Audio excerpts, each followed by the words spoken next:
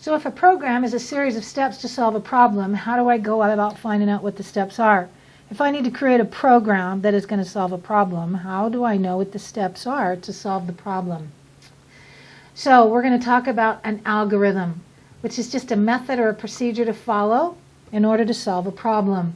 So how do we go about solving it? One of the methods or one of the algorithms that we can use is to break up the problem into smaller pieces and parts.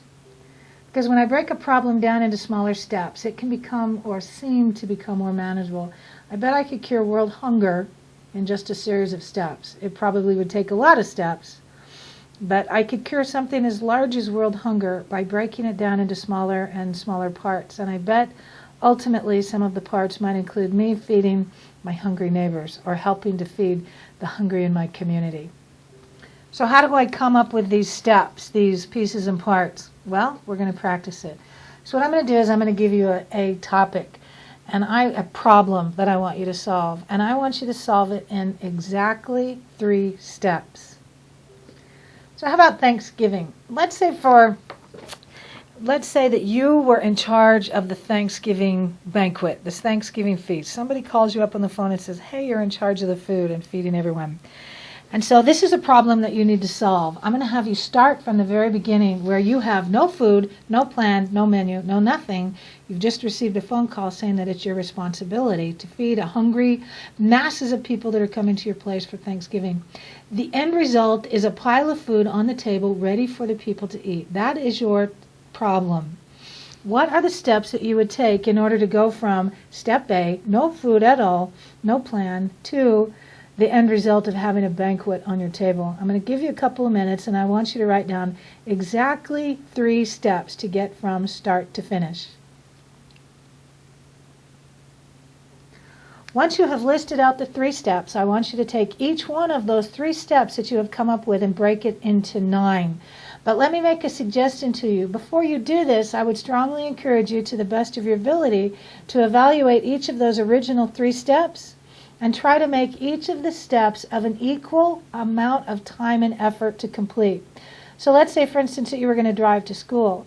If step 1 is put the key in the ignition, step 2 is turn the ignition and start the car, and step 3 is drive to school, there is obviously a great deal of difference between the first 2 steps and the 3rd step. So before you break each of your 3 steps into 9, I want you to evaluate them to decide if they require roughly the equal amount of time and effort. And once you do, I'm going to have you break each 3 into 3, so now you'll have a total of 9 steps. Now that you have 9 steps, I want you to break each of the 9 steps into 3. That will give you a total of 27 steps. I'll give you a few minutes to do that. And the last thing that I'd like you to do is to find the most complex of all 27 of the steps and break it into 3 for a total of 30 steps. So if I had given you the task and I had told you I want you to take your task of solving the problem of Thanksgiving dinner and break it up for me or give it to me in exactly 30 steps, how difficult would that have been for you to do? But if I can break it into 3 global tasks and then break down each one of those into smaller and smaller pieces and parts, it can make a very unsurmountable problem seem much more manageable. It's the same thing with programming. If I were going to write an operating system or create a new video game, that might seem insurmountable. But if I were to try to decide what were the steps that I would have to take in order to accomplish that, it's going to make it seem more manageable, something that I'm better able to do. And being able to develop this list of steps, this algorithm, is actually the beauty and the creativity behind programming, because I can give the same program to 30 students in the room and they will provide to me 30 different creative programs back. It all reaches the same end and has the same end result, but the way they go about doing it can be very, very individualistic, and that is the beauty behind programming. So these steps that you wrote down to complete the task, this is called pseudocode, plain language English, series of steps in order to solve a problem. That's what pseudocode is. And the important part of programming is being able to map out a plan, decide on the steps that are going to be necessary in order to solve the problem that your program is going to be doing. And so what if I wanted to write the pseudocode to take a quiz? The first thing that I'd probably do is to sit down in a chair, and this is to take a quiz in Canvas. And then I'd probably sign into Canvas, and if the password was wrong, I would try it again. And then I'd click on the link to the quiz in Canvas, and I would read the question.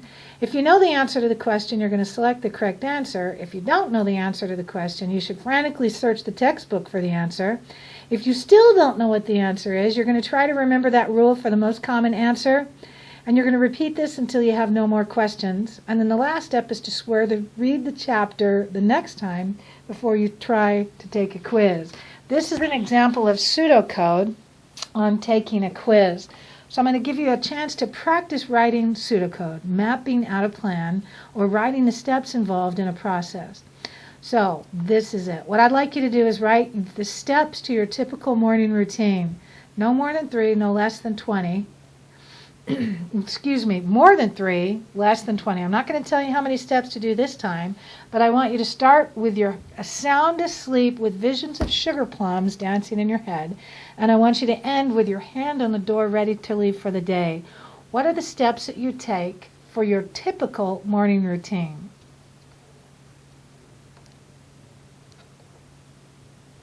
All right, so now that you have your pseudocode, the next thing that we're going to do is look at some more pseudocode. Let's say, for instance, that I wanted to write a program that did conversions between Fahrenheit and Celsius. This is what the pseudocode might look like. Well, the first thing I need to know is the formulas, because I don't know the formula to convert between Fahrenheit and Celsius. So I'm going to do a Google search, and I'm going to find those algorithms. And then I'm going to break the problem down into 3 steps.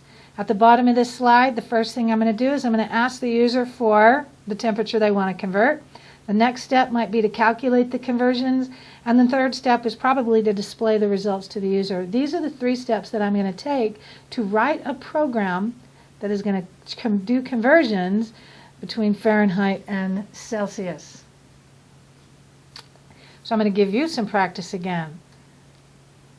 I want you to write the pseudocode to drive to the first destination of the day, be it school or work or the gym or the library.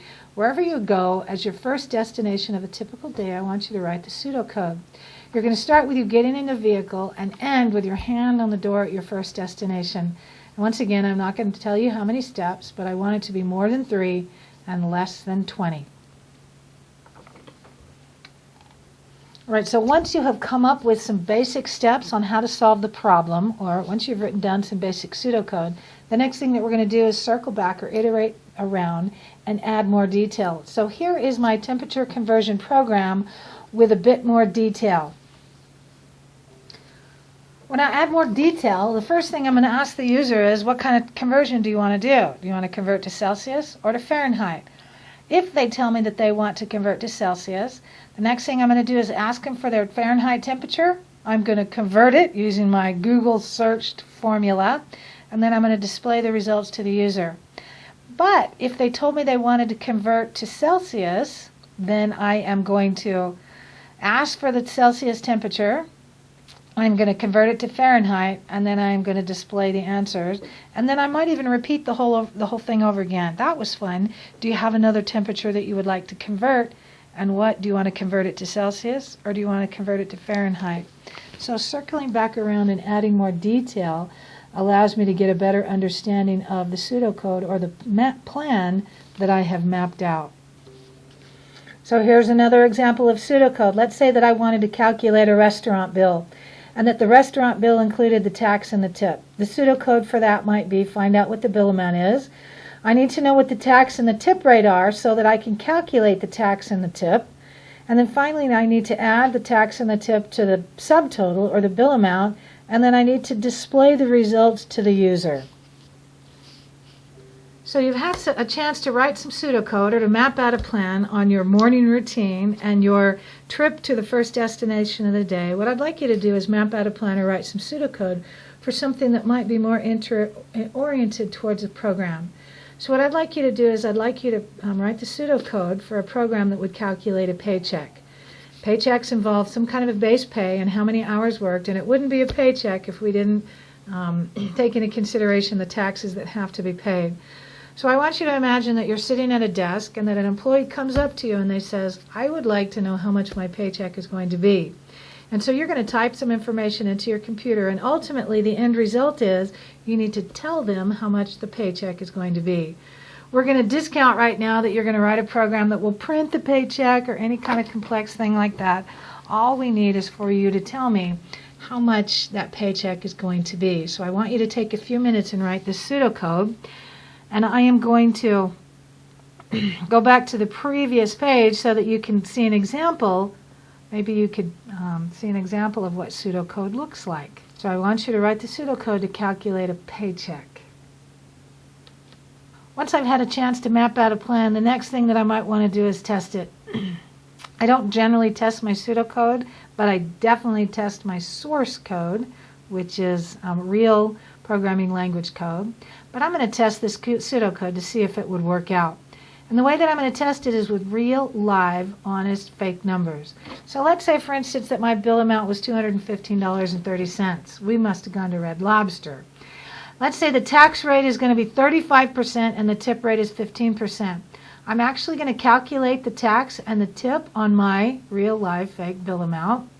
And then I'm going to add the tax and the tip to the bill amount and then finally display that total bill. And as I'm testing it, I am testing for the accuracy of my pseudocode to make sure that it is indeed working the way that I want it to, and then finally the end results. So I'm going to have you test your pseudocode. I know that you don't have a partner to test it on, so I'm going to have you imagine that you have a partner with you and that you were asking them questions or that you were capturing the information that they gave you, and I want you to move step by step by step through the pseudocode that you wrote to calculate a paycheck to see if you are on the right track, if your pseudocode is doing what it's supposed to do. Ultimately, you want to end up with a real live number that you would be able to write on a paycheck or that you'd be able to type into some kind of a financial program that would print out a check for the employee. If you find out that you're missing some things, you can modify your pseudocode so that it's giving you the right answer.